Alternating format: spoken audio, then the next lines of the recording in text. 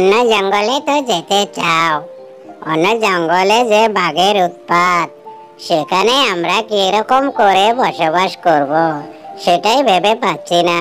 ওই দেখো বন্ধু, সব পাখিগুলা উড়ে অন্য জঙ্গলে যেতেছে। আমরা চলো অন্য জঙ্গলে ঠিক যাই। আছে বন্ধু, এত করে যদি বলছো ঠিক আছে, চলো অন্য জঙ্গলে যাই।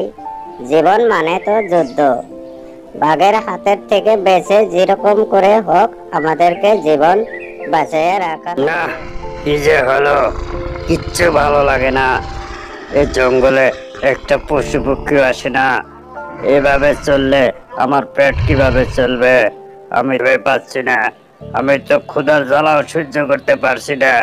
দিন দিন বয়সে বেড়ে যাচ্ছে, আমি তো শিকারও করতে পারছি না। পাখিরা, তোমরা দুইজন তো মনে হয় এ বনে নতুন এসেছো, তাই এ বনের কোনো নিয়ম কানুন জানো না।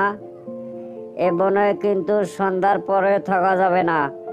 একটা দুষ্ট বাঘ আছে, বাঘে যদি তোমাদেরকে দেখে ধরে খেয়ে ফেলবে, বুঝেছো?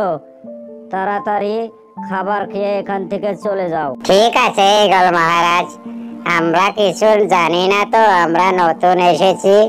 আমাদেরকে সতর্ক করে দেওয়ার জন্য আপনাকে অনেক ধন্যবাদ। আপনি অনেক দিন বেঁচে থাকুন। বন্ধু, বেলা ডুবে সন্ধ্যা হয়ে গেছে, চলো এবার যাওয়া যাক, নাহলে বাঘ আসলে আমাদেরকে খেয়ে ফেলবে। চলো। হ্যাঁ হ্যাঁ বন্ধু, তুমি ঠিক বলেছ, চলো এবার যাওয়া যাক, নাহলে বেশি দেরি করলে বাঘে আমাদেরকে ভোজন করে ফেলবে। বন্ধু, একা একা বসে কি ভাবতেছো বলো না? আমি ভাবতেছি এই দুষ্ট বাঘের কবলের থেকে কতদিন পালিয়ে বেড়াবো। সেটাই ভাবতেছি যে বাঘের কি কোনো ব্যবস্থা নেওয়া যাবে না।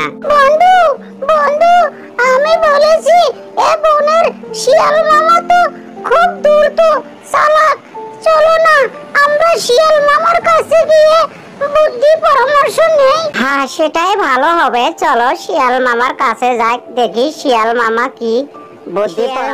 শিয়াল মামা, আপনার কাছে আসলাম একটা দুঃখ নিয়ে।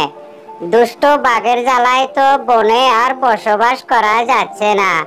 আপনি একটা কোনো বিধি ব্যবস্থা করে দেন। ঠিক আছে ভাইগনা, আমার কাছে যদি এসেছো, একটা উপায় তো হবেই।